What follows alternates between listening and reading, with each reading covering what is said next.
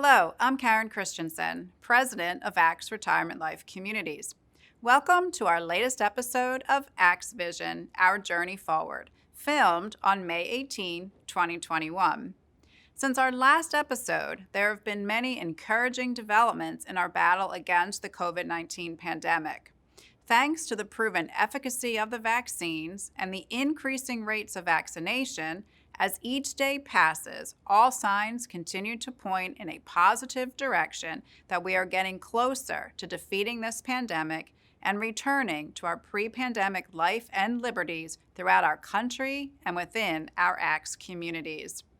As you are likely aware, the Centers for Disease Control and Prevention recently issued new guidance for mask wearing for those who are fully vaccinated. Specifically, the CDC said that people who are fully vaccinated against COVID-19, meaning they are at least 2 weeks past receiving their second Pfizer or Moderna shot or the single-dose Johnson & Johnson vaccine, can safely forego masks in most public settings, indoors and out. This has been an important milestone achieved during the pandemic that many have been waiting for, as it further signifies that we are making great progress and moving closer to a return to normalcy in our society and daily lives. However, mask requirements are also governed by state and sometimes local governments. As such, it is now up to each state to determine how it will apply the CDC guidance. To date, many states have updated mandatory mask policies by simply adopting the CDC's new guidance. As previously shared, ACTS's mask-wearing policy outlined in our Phase 3 reopening protocols follows CDC guidance as well as any state and local mandates. With the recent changes, I will provide a detailed update on ACTS's mask policies for residents, employees, and visitors. There are 3 separate protocols. Protocol 1 is for communities that are located in a state that continues to require mask wearing for both vaccinated and unvaccinated individuals. Of the 9 states ACTS has communities, this currently includes only 2 states, the states of Delaware and New Jersey. Protocol number 2 is for communities that are located in a state that has lifted the mask mandate for vaccinated individuals only. Currently, this includes the state of Pennsylvania. And protocol number 3 is for communities that are located in a state that does not have any mask mandate. Currently, those include 6 of our 9 states: Alabama, Florida, Georgia, Maryland, North Carolina, and South Carolina. I will start with protocol number 1. Until Delaware and New Jersey make further changes, residents must wear a mask in all indoor common areas and public spaces, unless eating or drinking, regardless of vaccination status. In addition, all employees must wear a mask at all times, unless eating or drinking, when on ACTS property, regardless of vaccination status. All visitors are also required to wear a mask in all common areas and public spaces, indoor or outdoor, unless eating or drinking. Next is protocol number 2. All of our Pennsylvania communities will follow this protocol, since this state has only lifted the mask mandate for fully vaccinated individuals. In Protocol 2, independent living residents who are fully vaccinated do not have to wear a mask on campus, indoor or outdoor. Independent living residents who are not fully vaccinated must wear a mask in all indoor common areas and public spaces unless eating or drinking. Our mask protocols for employees in Protocol 2 are the following. Vaccinated staff are no longer required to wear a mask, except for those staff who are in close contact with residents as part of their job duties. This includes culinary servers, beauticians, security officers, and all clinical staff members, including anyone who works in or enters Oakbridge Terrace and Willowbrook Court. These employees and all unvaccinated employees must continue to wear a mask at all times within our communities and grounds unless eating or drinking. For visitors into our independent living areas, no masks are necessary upon proof of vaccination. All unvaccinated visitors must wear a mask at all times unless eating or drinking. And finally, protocol number 3, for communities that are located in a state that does not have a mask mandate. Independent living residents at the communities in Alabama, Florida, Georgia, Maryland, North Carolina, and South Carolina do not have to wear a mask indoor or outdoor on campus, regardless of vaccination status. However, we continue to highly recommend mask wearing for all those who are not vaccinated. Employees and visitors will follow the same requirements as protocol number 2.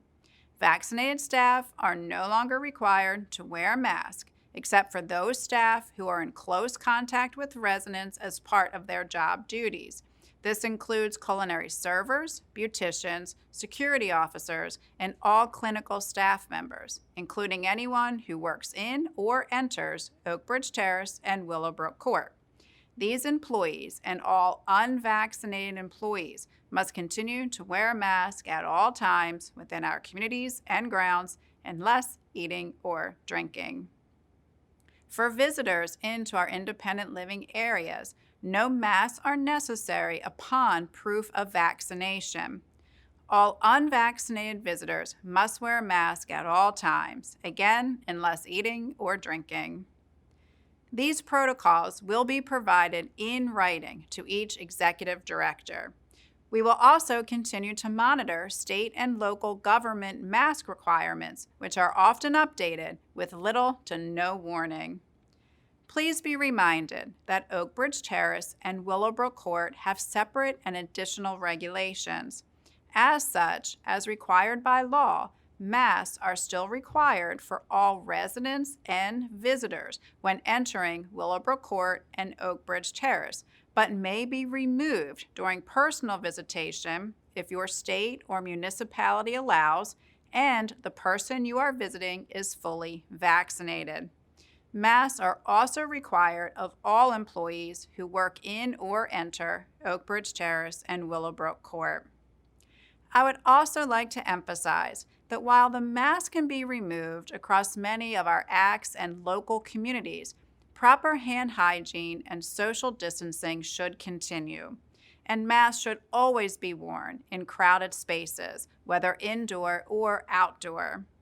In addition, please continue to stay home if you have any symptoms, even minor symptoms, and report them to your nurse practitioner or your supervisor if you are an employee. The pandemic has certainly reminded us all of the importance of infection prevention. In addition to these updates to our mask protocols, I am pleased to have Jonathan Grant, ACTS's Senior Vice President of Community Operations, join me to provide an update on other Phase 3 protocols. And later in this episode, we will be joined by a new guest, ACTS's Senior Vice President of Sales and Marketing, Lori Woodward, to review an important marketing strategy, especially coming out of the pandemic, which is resident referrals. So let's begin with this update from Jonathan. Thank you, Karen. And as Karen indicated, I would like to provide some updates to changes we are anticipating making to our current ACTS Phase 3 reopening protocols. As we have done in the past during our journey through the pandemic, we continue to review and modify our protocols in accordance with federal, state, and local regulations. As a reminder, all of our communities have achieved resident herd immunity and are in the ACTS Phase 3 of reopening. As such, we continue to move closer and closer to our normal pre-pandemic liberties and community protocols. With recent state announcements and CDC guidelines that continue to reduce restrictions, I want to share some of the changes we'll be making at each community beginning Friday, May 21st. We will reopen our lobby coffee and beverage stations to self-serve. In addition, in our culinary dining venues and restaurants, we will reopen our cafe bistro beverage stations for self-service. We will reintroduce buffets and salad bars, but will have staff serve the items on any buffets or salad bars. We will also begin to reintroduce hors d'oeuvres for special events, again, served by our staff. In our full-service dining venues, we will again begin serving condiments at the table without utilizing individual packets. For our bistros and cafes, however, we will continue to use packets for all condiment service. I want to stress that the extra cleaning protocols will continue to be maintained, even as we begin to slowly adjust to some of our service protocols. Specifically, condiments on tables in our dining venues will be sanitized between seatings. Finally, we will continue to review programs we have paused or service items we have adjusted due to the pandemic. 2 examples of this are water drinking fountains and guest apartments. We are evaluating both and will determine when to reinstate as part of our ongoing evaluation of all protocols. As always, we will keep you well informed. Thank you, Karen, for this opportunity to provide these updates for our Phase 3 protocols. Thank you, Jonathan. And now it is my pleasure to introduce ACT's Senior Vice President of Sales and Marketing, Lori Woodward. Hi, I'm Lori Woodward, Senior Vice President of Sales and Marketing.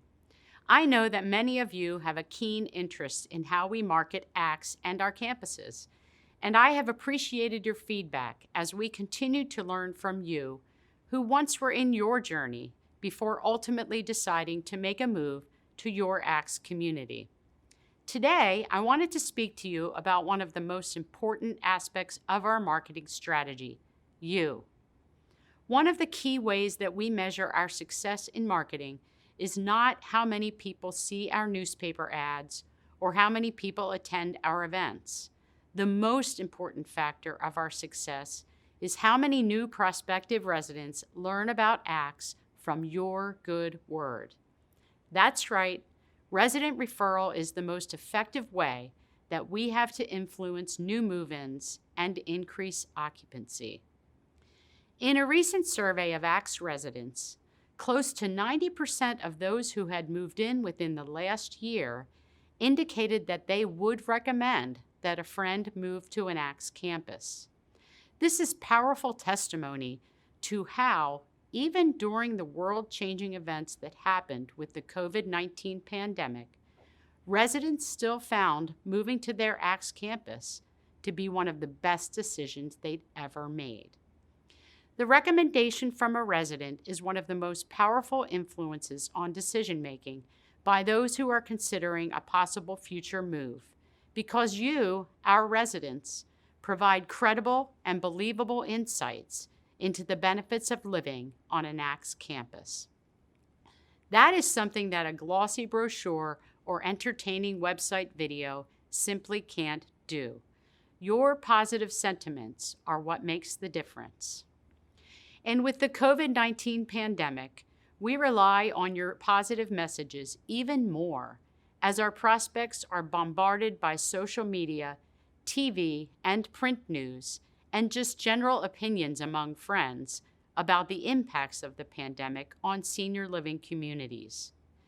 In fact, we've seen an overall 3% decrease in recent years of the number of new prospects who are coming from resident referral. I know that doesn't sound like much, but because residents have always been our best source for future resident move-ins, we have a goal to increase this area of lead generation. So I'm reaching out to you today to ask you to keep educating your friends and family about why you chose to move to an ACTS campus and why you're so glad you did. Information about life at an ACTS community pre-pandemic, our pandemic response, successful vaccination process, and current reopening status are important for prospects to hear directly from you. You can support the marketing strategy in many ways. First, tell your campus life care consultants about your friend who might be interested. And if your friend moves in, You'll be thanked personally and financially through the ACTS Resident Referral Program. Second, if you arrange for a group of your friends to join you for a meal in one of your campus restaurants or host a private party in your own residence, ACTS Marketing will pay for your gathering.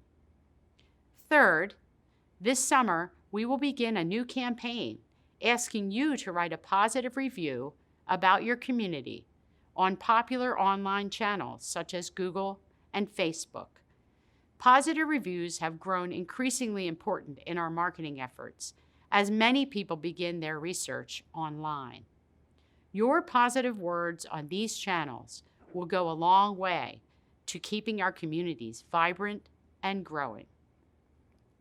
Don't underestimate your influence on future generations of ACTS residents. Your encouragement about the benefits of life at your ACTS campus makes a world of difference. And with our continued campus reopenings that are returning us to pre-pandemic life, new programs like our new Resident Shepherd program, and the very favorable real estate market, now is a great time to encourage your friends and family to consider moving in. Thank you in advance, and thank you for choosing ACTS. Thank you, Lori and Jonathan, for these important updates. And thank you for watching this week's episode of ACTS Vision, Our Journey Forward. May God continue to bless you, your family, and the entire ACTS organization.